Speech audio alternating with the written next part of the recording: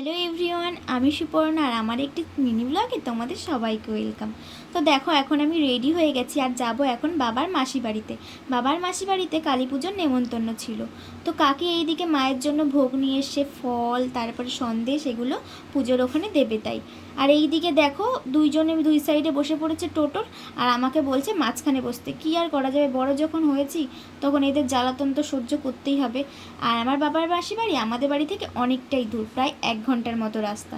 আর এতটা রাত হয়ে গেছিলো, আমরা তো 10টার দিকে প্রায় বেরিয়েছি বাড়ি থেকে, তাই আমাদের পৌঁছাতে অনেকটা লেট হয়ে গেছিলো। আর পৌঁছে দেখি সেরকম তো লোকজন নেই। আমরা একটু বসেছিলাম খেতে যাব তার আগে, তারপরে আমরা গেলাম খেতে। আর আজকের মেনুতে ছিল খিচুড়ি, ফ্রাইড রাইস, আলুর দম আর চাটনি পায়েস, যেটা লাস্টে থাকে সেটা কিন্তু আমি তো খাই না। আর এইদিকে আমার অবস্থা দেখো, রুমাল নিয়ে যাইনি, প্যান্ডেলে হাত মুছিয়ে দিয়েছি। আর আমি জানি এরকম অনেকেই করে, কী আর করবো, আর রুমাল নিয়ে নি তাই এরকম করেছি। আর এইদিকে দেখো, পুজো কিন্তু শুরু হবে, মানে অনেকটাই রাত হয়ে গেছে যেহেতু, তাই এখন তো পুজো শুরু হওয়ারই কথা। আর এখানে ঠাকুরমশাই মাকে সব মালাগুলো নিবেদন করছিল, আর মাকে একটা একটা করে মালা পরিয়ে দিচ্ছিল। কত সুন্দর লাগছে দেখতে, তাই না? আর এইদিকে আমাদের তো সব কিছু কমপ্লিট হয়ে যাচ্ছে, এখন বাড়ি যাওয়ার পালা।